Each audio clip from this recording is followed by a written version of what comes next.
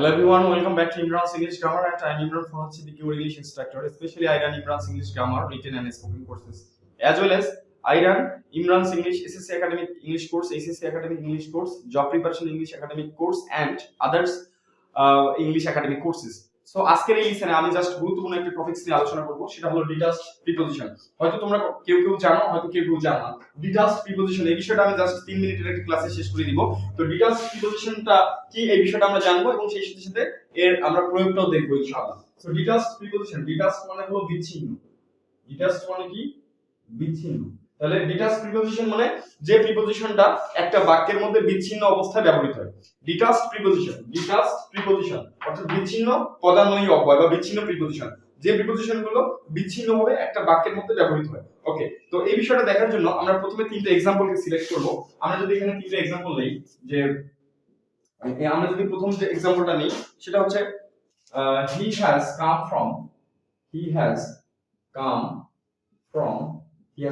from Dhaka. আচ্ছা, এই বাক্যটাকে আমরা দিলাম। তাহলে he has come from Dhaka, সে ঢাকা থেকে এসেছে। তাহলে এই বাক্যটাকে যদি আমি প্রশ্নবোধক বাক্য তৈরি করি, তখন আমাকে ইন্টারোগেটিভ প্রোনাউন ব্যবহার করতে হবে। তোমরা সবাই জানো ইন্টারোগেটিভ প্রোনাউন হচ্ছে what, which, who, whom, when, how, where, whose and why। এগুলোকে ইন্টারোগেটিভ প্রোনাউন বলা হয়। তাহলে আমরা এই যদি ইন্টারোগেটিভ প্রোনাউন দিয়ে আমরা ইন্টারোগেটিভ বাক্য তৈরি করব। তাহলে he has come from Dhaka, সে কোথা থেকে এসেছে? ঢাকা থেকে এসেছে। তাহলে এই বাক্যটাকে আমি ইন্টারোগেটিভ প্রোনাউন দিয়ে আমি কি করব? এটাকে ইন্টারোগেটিভ সেন্টেন্সে কনভার্ট করব। তাহলে where has he come from?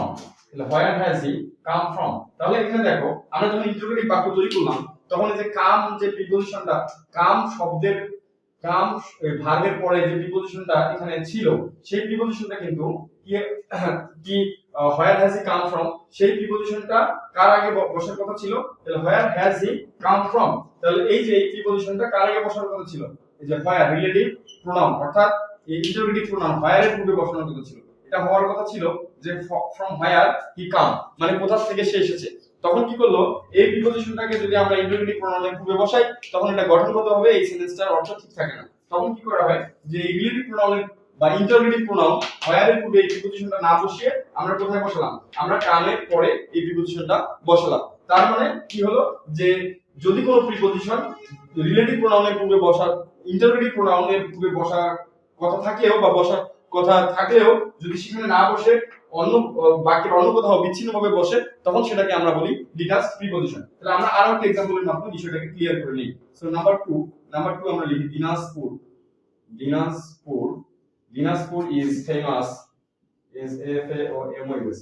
for fine rice। Dinajpur কিসের জন্য বিখ্যাত?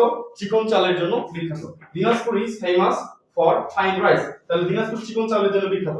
তাহলে আমরা এখন যদি বলি যে দিনাজপুর কিসের জন্য বিখ্যাত, তখন আমরা ইন্টারোগেটিভ প্রোনাউন ব্যবহার করব। তাহলে আমরা এখানে ইন্টারোগেটিভ প্রোনাউন ব্যবহার করি। তাহলে what is Dinajpur famous what is Dinajpur famous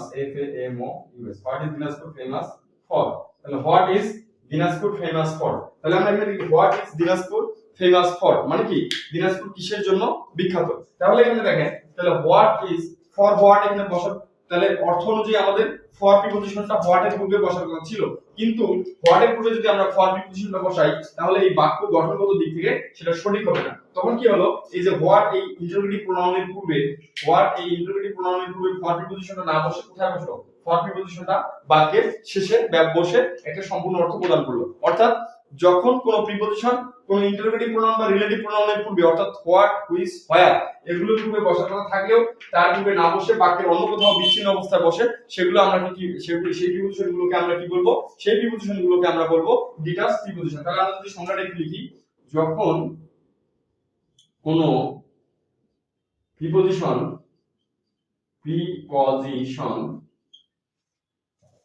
কোনো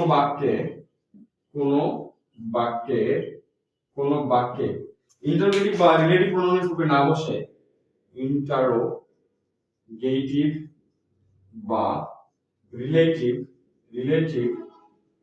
প্রোনাউনের পূর্বে না বসে, প্রোনাউন এর পূর্বে না বসে বিচ্ছিন্নভাবে বসে, বিচ্ছিন্নভাবে বাক্যে বসে তখন তাকে ডিটাচড যখন তাকে ডিটাচড প্রিপজিশন বলে তখন তাকে কোন প্রিপজিশন বলে?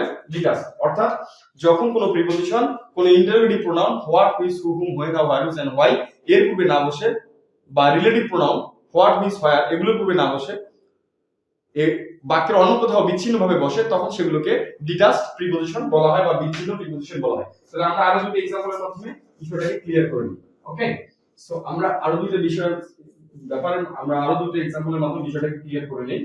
সো আমরা এখানে লিখতে পারি যে ধরো কেউ I am looking for a book, আমি এখানে লিখলাম I am looking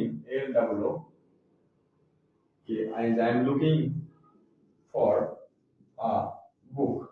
Looking for মানে খোঁজ করা, তাহলে আমি কি করতেছি? একটা বইয়ের খোঁজ করতেছি। এটাকে যদি আমি প্রশ্নবোধক বাক্য তৈরি করি, what are you looking for? What are you looking for? মানে তুমি কি খোঁজ করতেছো? What are you looking for? তাহলে for প্রিপজিশনটা কোথায় বসলো? বিচ্ছিন্নভাবে বাক্যের শেষে বসলো। কিন্তু এটা বসার কথা ছিল কার আগে? যে for what are you looking, মানে তুমি কি খুঁজতেছো এরকম হওয়ার কথা ছিল। কিন্তু এই for প্রিপজিশনটা ইন্টারোগেটিভ প্রোনাউন what এর পূর্বে না বসে কোথায় বসলো? বাক্যের শেষে বিচ্ছিন্ন অবস্থায় বসলো, যার কারণে এই for প্রিপজিশনটাকে কি বলা হলো? Detached preposition. তো আমরা আরো একটা এক্সাম্পলের মাধ্যমে বিষয়টাকে ক্লিয়ার করে নিব। সো লাস্ট এক্সাম্পলটা আমরা একটু দেখি। সো he reads in, আমরা যদি এখানে লিখি যে he reads in class 12, he reads in class 12, আমরা যদি এখানে এটা নিই he reads in class 12, তার মানে সে দ্বাদশ শ্রেণীতে পড়ে। এখন আমি যদি এটাকে প্রশ্ন তৈরি করি যে what class